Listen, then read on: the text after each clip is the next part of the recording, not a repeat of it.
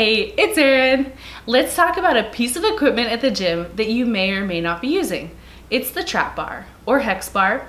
And if you are using it, you may only be doing a couple of exercises. It's most well known for the deadlift and for shrugs, but you can do a ton of upper body, lower body, and cardio exercises on this particular piece of equipment. The reason why, or one of the reasons why I love the hex bar so much is that the weight distribution is centered. It's right over your hip. So if you have any type of injury like lower back or knee injury, this actually helps promote proper form, and it's not going to put the pressure on your spine like a traditional squat or a traditional deadlift would, because you're not, number one, loading your spine, and then because the weight's centered, you're not really taxing that lower back. It's amazing if you're a taller athlete. So for me, having a longer torso and longer femurs, when I squat, I have a tendency of just kind of squishing into this V shape, which is not really great for the lower back. So personally, I love the hex bar for performing deadlifts and other leg exercises. In the upper body workouts, it's gonna give you that neutral grip, which obviously is really great for your wrists, but it's also going to train the muscles differently than, let's say, a barbell would. So it's a really good way to break through plateaus because you're using the muscles in a different range of motion, using different stabilizers. It's a bit more challenging, and I think you'll see really great results with it. And then the cardio, well, you'll see what the cardio is. So without further ado, let's get into these exercises. The first exercise is a push-up. I've got the hex bar flipped over to where the handles are higher. This is going to allow a greater range of motion, so you're going to get a really awesome stretch. You're going to be able to go deeper than you would with a normal push-up or with the bar. And since you've got the neutral grip, there should be no pressure on the wrist. So if you have wrist issues, lack of mobility, this is a really nice variation. You can train higher or lower up on the chest. If you want to train higher, just move your entire body back a little bit. It's going to also hit your front delts. And for this, just keep your body in a plank position. Keep your spine, everything nice and neutral, and keep your elbows close to your body and really focus on moving your entire body with just your chest. I do 3 sets of as many reps as possible. The next exercise is a bent over row. And again, the grip really allows you to pull through the lats, doesn't require much forearm. And then you'll see the weight distribution is a bit different than the bar. So again, you're pulling more towards the center of your body, which is going to help, I think, work on that thickness and the depth in the back. So if you're looking to add dimension to your back, this can be a really great variation.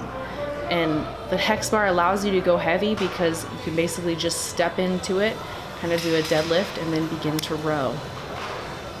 So this requires a little bit of finagling. You're going to kind of clean this bar up, and then it's a neutral grip shoulder press. And for this, I just did 3 sets of as many reps as possible.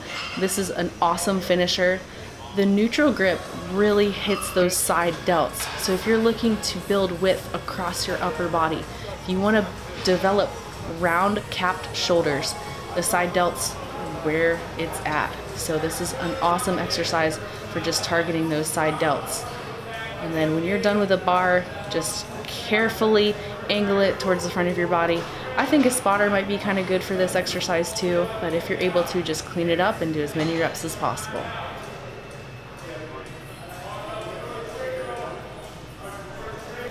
Let's move on to some lower body exercises. So this is the hex bar deadlift.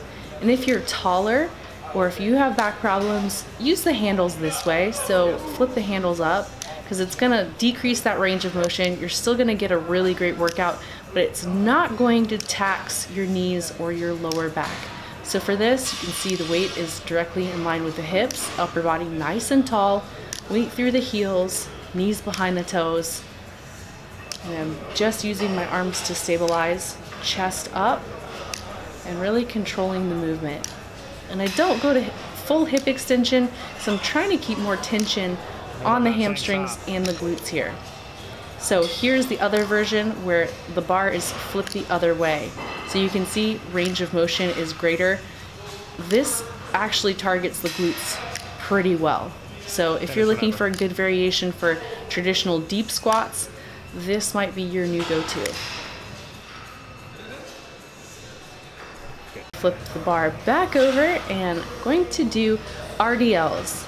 So this is really great for training the hamstrings, training that, they call it the glute ham tie-in, so that area of, scientifically speaking, the underbutt is going to really target that.